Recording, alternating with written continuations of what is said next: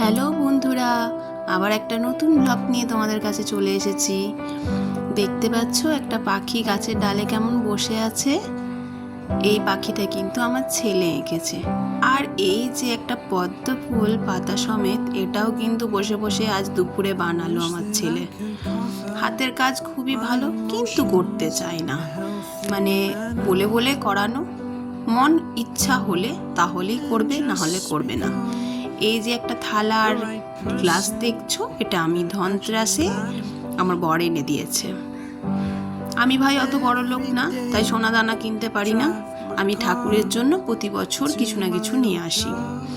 আগের বছর যেমনি একটা খুব বড় একটা প্রদীপ কিনেছিলাম দীপাবলিতে জ্বালাবো বলে।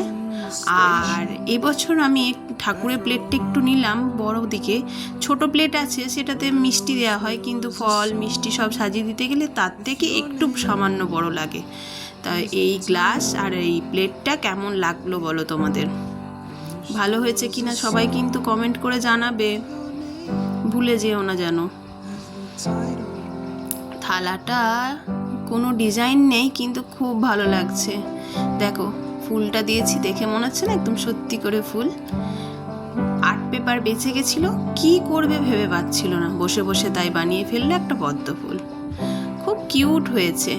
আমাদের এই পাশে একটা বাচ্চা মেয়ে, তাদের স্কুলে বানাতে দিয়েছে পদ্ম ফুল পাতা। আমার ছেলে বসে বসে সব সুন্দর বানিয়ে দিয়েছে। এত সুন্দর বানিয়েছিল না, কিন্তু মানে ভুলেই গেছি ছবি তুলতে, তাই তোমাদের দেখাতে পারলাম না।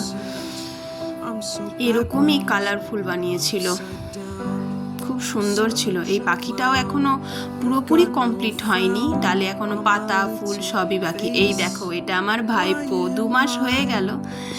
কেমন কিষান সাজানো হয়েছে দেখো, সবজি বাজার নিয়ে বসে পড়েছে। Bye bye.